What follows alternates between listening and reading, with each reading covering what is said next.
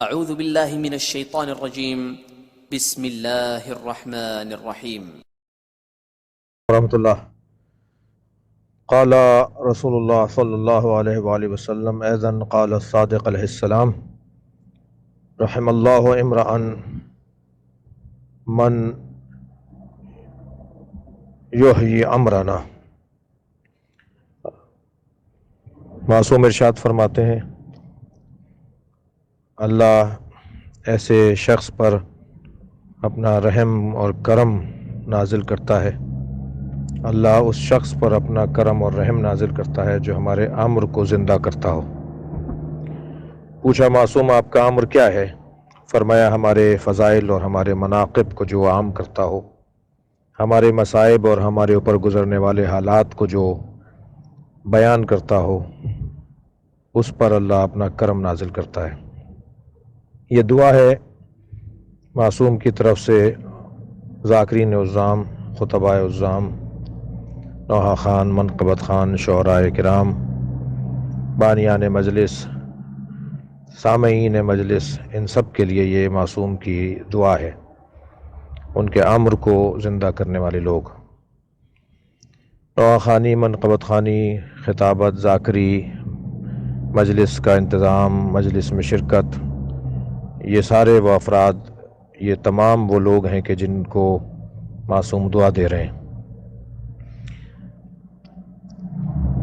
ہر وہ کام جو کونوا لنا شئنا ولا تکونوا علینا، کونوا لنا زینا ولا تکونوا علینا شینا، کونوا لنا زینا، ہمارے لیے زینت بنو، ولا تکونوا علینا شینا، اور ہمارے لیے شرمندگی کا باعث نہ بنو۔ بیٹا اگر کوئی ایسا کام کرے جس سے باپ کو شرمندگی ہو، شیعہ کو ایسا کام کرے جس سے مولا کو تکلیف ہو، آنسو آئیں، روئیں مولا کہ ہمارے شیعہ ایسے ہیں، تو اس کا ہمیں خیال کرنا ہوگا۔ میں نے کوئی نہیں سنی منقبت، اور میں نے ایسی کوئی بات نہیں سنی ہے، اور میں نے کوئی ایسی منقبت، کوئی ایسے قصیدہ نہیں سنا جس میں مجھے ایسی کوئی چیز نظر آئی ہو۔ وہ میری کم علمی ہے، عدم فرصت ہے، اور مسافرت ہے، اور وقت کا فقدان ہے، اس لیے میں نے شاید وہ چیز نہیں سنی۔ تو پہلی بات تو یہ کہ میں نے کوئی ایسی بات نہیں سنی۔ دوسری بات یہ کہ اگر خدا نخواستہ ایسا کچھ ہو رہا ہو کہ جو بہت زیادہ مطلوب نہیں ہے، تو میری گزارش بس یہ ہوگی کہ ہم تو پنجاب کے تمام ذاکرین سے بھی گزارش کر رہے ہیں، اور وہ ہماری بات کو مان رہے ہیں، الحمدللہ متوجہ ہو رہے ہیں کہ جو منقبت اور قصیدوں کی جو دھنیں اور سر اور طرزیں ہیں، وہ ایسی نہ ہو کہ جو کسی لہو و لعب کی اور کسی فحش اور غیر مہذب سوچ کی طرف لے جاتی ہو۔ مشہور گانے، مشہور ایسی چیزیں کہ جس کو نہ چاہتے ہوئے بھی آپ کے کان میں اس کی طرزیں ہوتی ہیں، اور وہ آپ گزرتے ہوئے بھی بہرحال آپ کے کان میں وہ آواز پڑ جاتی ہے اور آپ کو پتہ ہوتا ہے یہ گانا ہے۔ تو ایسی چیزوں کا یا ان طرزوں کا اپنانا، تو الحمدللہ پنجاب کے ذاکرین ایک بڑی تعداد میں متوجہ ہوئے ہیں، اور میں پہلے جو ایسا کیا جاتا رہا ہوگا تو میں تو ان کو برا نہیں سمجھتا، اس کی وجہ ہے کہ ان تک پیغام پہنچا نہیں، انہیں کوئی سمجھانے والا تھا نہیں، ان کو متوجہ کرنے والا تھا نہیں۔ ہم سب خاطی ہیں، گناہگار ہیں، عاصی ہیں، غلطیاں ہم سے ہو سکتی ہیں، بے توجہی سے حتیٰ قصدن بھی اگر ہوتی ہیں تو ان کو دھتکارا نہیں جائے گا ان افراد کو، بلکہ ان سے پیار، ان سے محبت، ان سے قربت حاصل کر کے انہیں سمجھایا جائے گا۔ تو الحمدللہ پنجاب کے ذاکرین کے لیے یہ بات مشہور تھی، وہ الحمدللہ متوجہ ہو رہے ہیں، آہستہ آہستہ محنت کر رہے ہیں۔ اچھا، اس میں محنت کرنا پڑے گی نا، ایک بنی بنائی طرز آپ کو مل رہی ہے، جو طرز کسی بھی عنوان سے وہ طرز ہو، وہ آپ کو مل رہی ہے، تو آسانی ہے کہ جی اس طرز کے اوپر کچھ بھی پڑھ دیا جائے، لیکن جب طرز بنائی جائے گی تو اس پہ تو ٹائم لگے گا، محنت ہوگی۔ ہمارے بزرگ جو سوز و سلام اور مرثیوں کی طرزیں بناتے تھے تو وہ محنت کرتے تھے نا، ان کی اپنی محنتیں تھیں، یا بزرگوں کی محنتوں میں کچھ ترمیم کر کے تین طرزوں سے ایک چوتھی طرز نئی بنا لیتے تھے. خود ہم خاندانی طور پہ ذاکرین کا خاندان ہے ہمارا، اجداد سے ہم آبا و اجداد سے ہم سوس خانی اور نوحہ خانی سے ہمارا تعلق ہے. تو میں تو بس یہی گزارش کروں گا کہ دور وہ نہیں رہا. بہت سارے کام پہلے بھی ہوتے تھے مگر سوشل میڈیا نہیں تھا، یہ موبائل نہیں تھے، میڈیا نہیں تھا، وہ برملا نہیں ہوتے تھے، وہ نظر نہیں آتے تھے. اب وہ ہر چیز آپ کی، کوئی چیز آپ کی چھپی بھی نہیں ہے.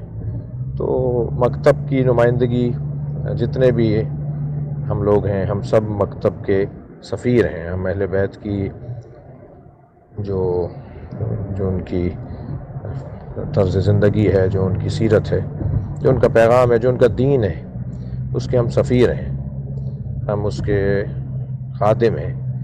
تو خادم اور مخدوم اور جس کو کہہ لیجئے کہ مولا، ان کا آپس میں بڑا گہرا ربط ہوتا ہے. وہ ہماری مدد کرتے ہیں اس لیے کہ ہم ان کے خادم ہیں، وہ ہماری حمایت کرتے ہیں اس لیے کہ ہم ان کے نوکر ہیں. تو نوکروں کو بھی مالک کا خیال رکھنا چاہیے. امید کرتا ہوں کہ ہم ان الجھنوں میں نہیں پڑیں گے اور قوم و ملت کے لیے عزت کا سبب بنیں گے. الجھن یہ ہے کہ میں اپنی ذات سے اور اپنی اس سے نکلنے کے لیے تیار نہیں ہوں. ہمارے یہاں مشکل یہ ہے کہ کوئی مجھے اگر سمجھائے تو میں اسے انا کا مسئلہ بنا لیتا ہوں اور میں اس کا شکریہ نہیں ادا کرتا. تو ذرا بند کر دیے سر بھائی. میں اگر مجھے کوئی سمجھائے تو میں اس کو سمجھنے کے لیے تیار نہیں ہوتا اور اس کو انا کا مسئلہ بنا دیں، جبکہ مجھے اس کا شکریہ ادا کرنا چاہیے کہ کوئی مجھے سمجھا رہا ہے. اگر غلط بھی سمجھا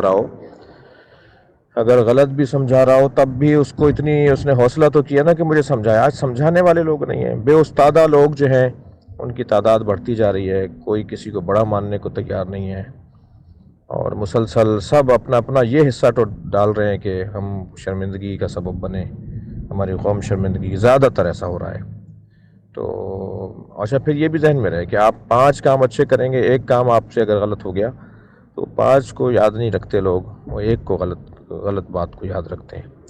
اب ہمارے ان دوستوں کی مجھے نہیں پتا کہ آپ کا اشارہ کن کی طرف ہے. معمولاً جو ذاکرین اور نوحہ خان اور منقبت خان اور شعراء عظام ہیں، خطباء عظام ہیں، علماء ہیں، ان کی جو خدمات ہیں ان کو زیادہ نظر میں رکھا جائے. ان کی جو کوتاہیاں ہیں ان کو نظر انداز کیا جائے، اس کو زیادہ ہائی لائٹ نہ کیا جائے، اسے چھپایا جائے اور پیغام دیا جائے، تذکر دیا جائے. اللہ ہم سب کو ہدایت عطا فرمائے. اللہ ہم سب کو بطفیل امام حسین، امام نے ہماری ہدایت کی خاطر، اللہ امام نے ہمیں اچھا بنانے کی خاطر، وہ جو پیغام ہے نا کہ میں نانا کی امت کی اصلاح کے لیے جا رہا ہوں، تو قربانی کے ذریعے قیامت تک ایک اصلاح کا سسٹم دے گئے امام.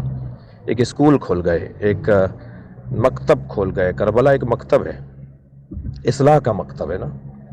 تو اس مکتب کو امام نے اپنی جان سے، اپنی خون سے جو ہے وہ تعمیر کیا ہے. تو اس مکتب کی ہمیں سفارت کرنی ہے. اللہ ہمیں اس مکتب کے اچھے سفیروں میں سے قرار دے. بہت بہت شکریہ.